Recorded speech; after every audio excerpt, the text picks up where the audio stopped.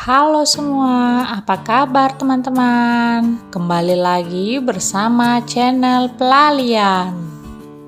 Nah teman-teman, buat kalian yang belum subscribe dulu ya channel ini. Jangan lupa like, komen, dan share ya.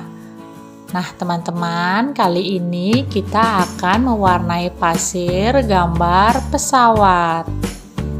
Ngomong-ngomong tentang pesawat, kali ini kita akan bercerita tentang sejarah unik mengenai pesawat tempur dunia. Apa aja itu? Yuk simak terus video ini sampai selesai ya. Nah teman-teman, pesawat tempur merupakan pesawat militer sayap tetap yang dirancang terutama untuk pertempuran udara ke udara.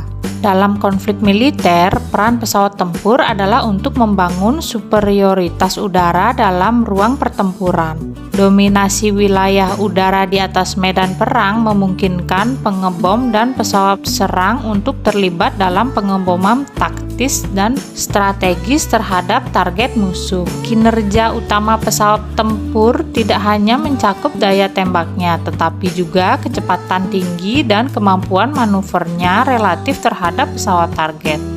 Berhasil atau tidaknya upaya sebuah kombatan untuk mendapatkan superioritas udara bergantung pada beberapa faktor termasuk keterampilan pilotnya, kebenaran taktis dari doktrinnya untuk mengerahkan pesawat tempurnya, dan jumlah serta kinerja pesawat tempur tersebut. Banyak pesawat tempur modern juga memiliki kemampuan sekunder seperti serangan darat, dan beberapa jenis seperti tempur pengebom dirancang sejak awal untuk peran ganda.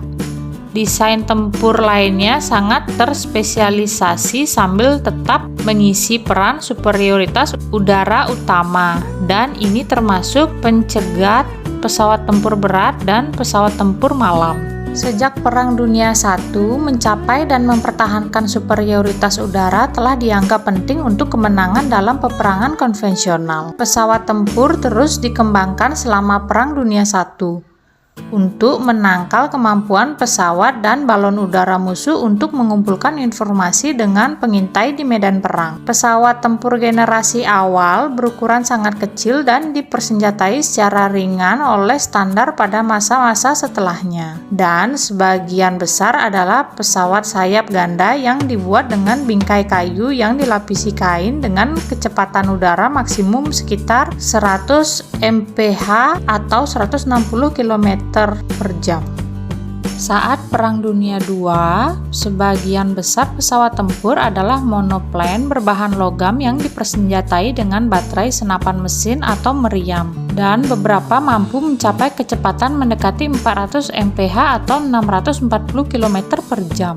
Nah teman-teman, selanjutnya pada akhir perang, mesin turbojet menggantikan mesin piston sebagai alat penggerak yang semakin meningkatkan kecepatan pesawat. Karena berat mesin turbojet jauh lebih kecil daripada mesin piston.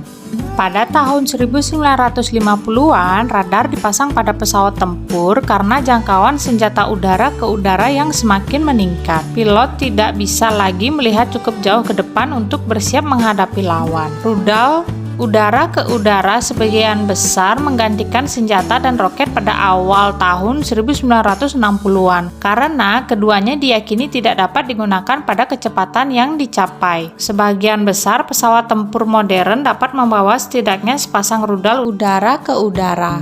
Pada tahun 1970-an, turbofan menggantikan turbojet, meningkatkan penghematan bahan bakar sehingga pesawat pendukung mesin piston terakhir dapat diganti dengan mesin jet yang dapat memungkinkan pesawat tempur multiperan.